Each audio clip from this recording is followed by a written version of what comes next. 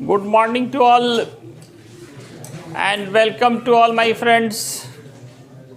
दोस्तों आप सबका एनएससी फिजिक्स क्लास में वेलकम है, स्वागत है। आज मैं रिलेटिव वेलोसिटी पे ही चर्चा करने वाला हूँ और जो इसके इम्पॉर्टेंट न्यूमेरिकल्स है वो बताए जाएंगे। रिलेटिव वेलोसिटी मेनली जो फेमस है वो न्यूमेरिकल्स के लिए है। इसके न्यूमेरिकल्स काफ़ी इम्पॉर्टेंट होते हैं।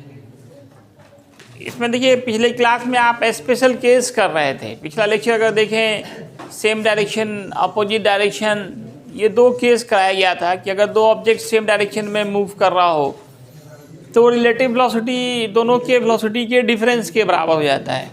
अपोजिट में दोनों की वेलोसिटी के सम के बराबर हो जाता है।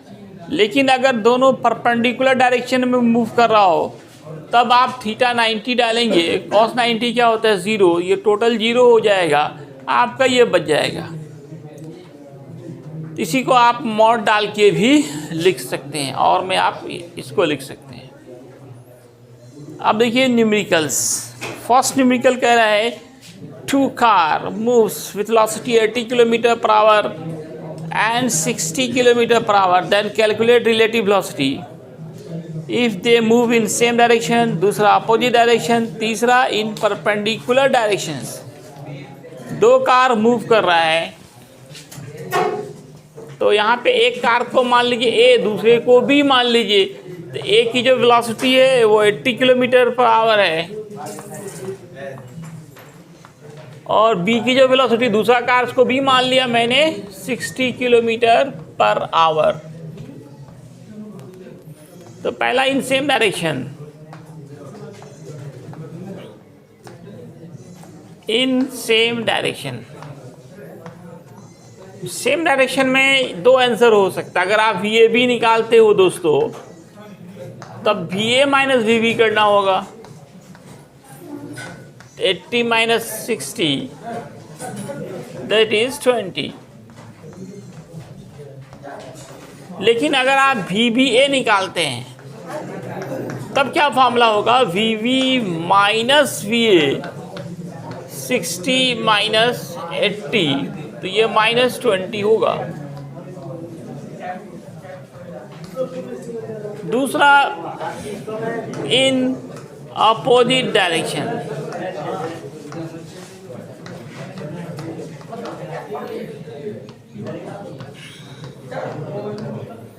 क्या फॉर्मूला आया था याद करें। अपोजिट डायरेक्शन में वी बी ए दोनों बराबर होगा, वी ए बी लें या वी बी ए लें, दोनों बराबर होंगे। V A plus V B 80 plus 60 that is 140। और परपेंडिकुलर में आप इस फॉर्मूले को बैठाएं, 80 का स्क्वायर प्लस 60 का स्क्वायर करें, कितना होगा 80 का स्क्वायर बनाया आप लोगों ने, 6400 प्लस 3600, 10,000 दैट इज 100। ए कहाँ भाग रहा है ये,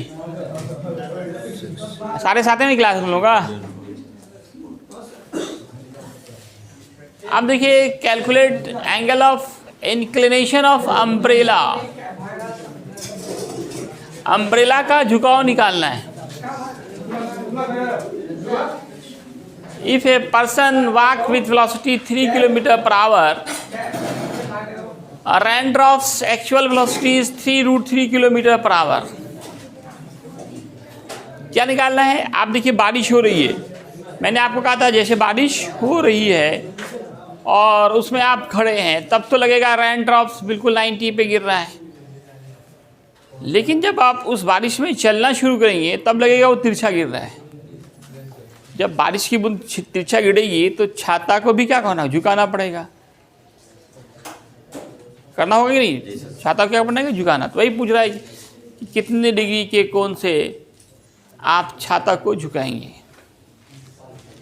बारिश हो रही है और आप छाता लेके जा रहे हैं तो छाते में बारिश में अगर आप खड़े हो रहे हैं तो उस वक्त और जब चल रहे हो दोनों में चेंज आ जाता है।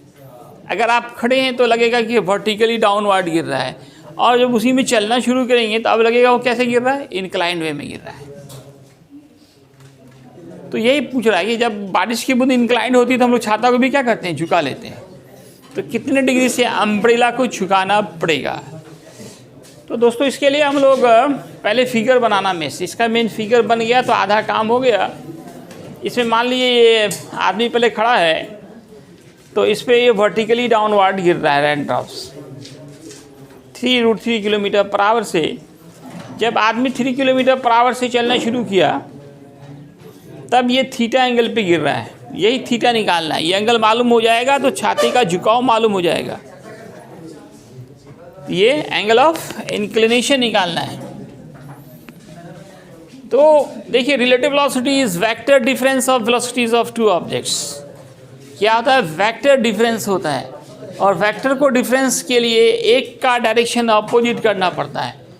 तो रेन का डायरेक्शन तो आप अपोजिट कर नहीं सकते, बारिश हमेशा ऊपर से ही नीचे होगा, ज़मीन से तो बारिश होगी नहीं।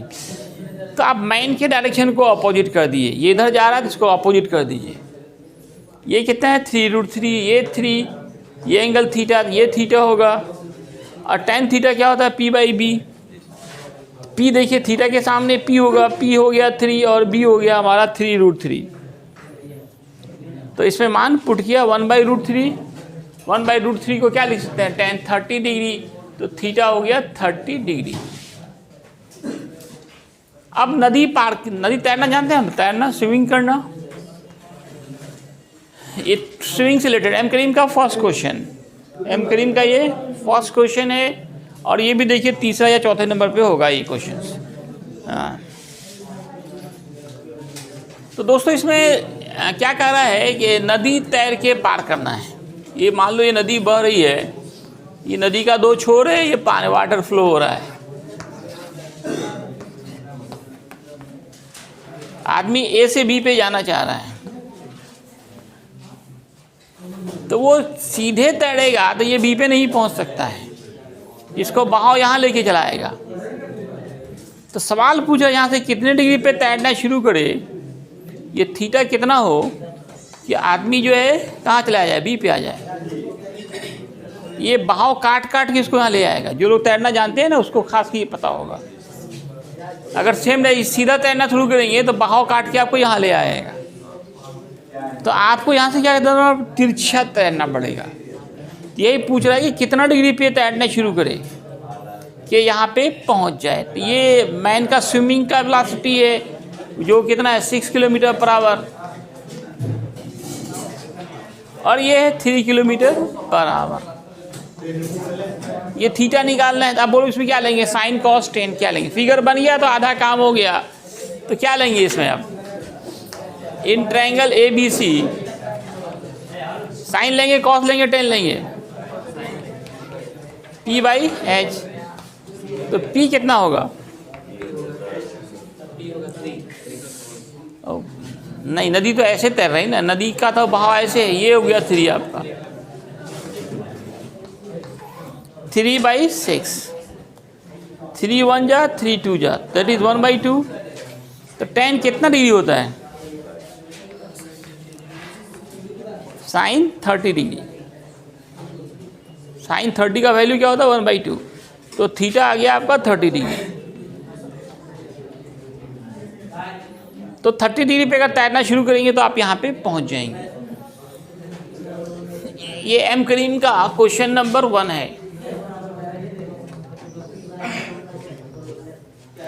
क्वेश्चन नंबर 2 इसी से रिलेटेड है, कारण नदी की चौड़ाई दी गई है। तो क्वेश्चन नंबर 2 मैं समझा दे रहा हूँ। ये √3 किलोमीटर का रहा नदी की चौड़ाई क्वेश्चन नंबर 2 में। तो बता रही है कि ए से बी तक जाने में टाइम कितना लगेगा। तो पहले इस डायरेक्शन में रिजल्टेंट वेलोसिटी क्या हो रही है वो निकालना पड़ेगा आपको। ये 6 है, ये 3 है। ए बी डायरेक्शन में जो वेलोसिटी हो जाएगी वो है ना √6² - 3²। ये बी बराबर या पी बराबर होता है √h² - b²। वहाँ से आप निकालें, ये डायरेक्शन में वेलोसिटी मालूम हो जाएगी, डिस्टेंस मालूम है ही, अब टाइम निकालना है। ठीक है ना, तो निकाल के दिखलाएं। अगला क्वेश्चन बनाएं।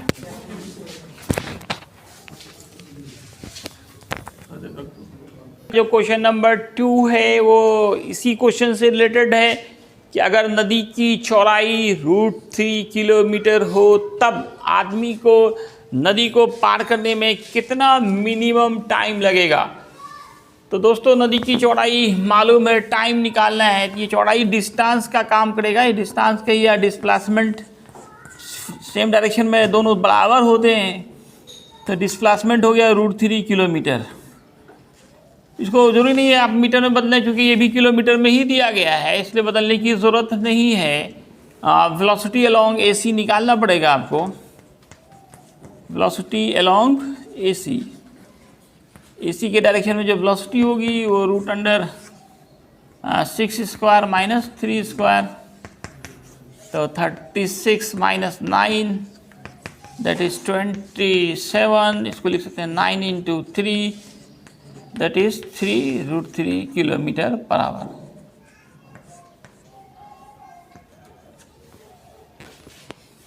अब आपको टाइम निकालना है।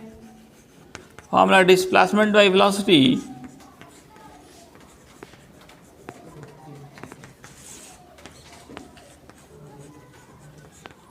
तो डिस्प्लेसमेंट आपका √3 है, वेलोसिटी 3√3, दिस कैंसिल, तो 1/3 आवर। 1 घंटा कितना 60 मिनट, कट के 20 मिनट लगेंगे। ये अम्ब्रेला वाला क्वेश्चन इस तरफ आगे भी दिया गया है, कई क्वेश्चन उस तरह के होंगे, तो खुद से आप प्रैक्टिस करें, बनाएं। 9 नंबर्स के बाद जो है वो थोड़ा ज़्यादा टफ है, उसको फिर से बताया जाएगा। बाकी बना क्या है।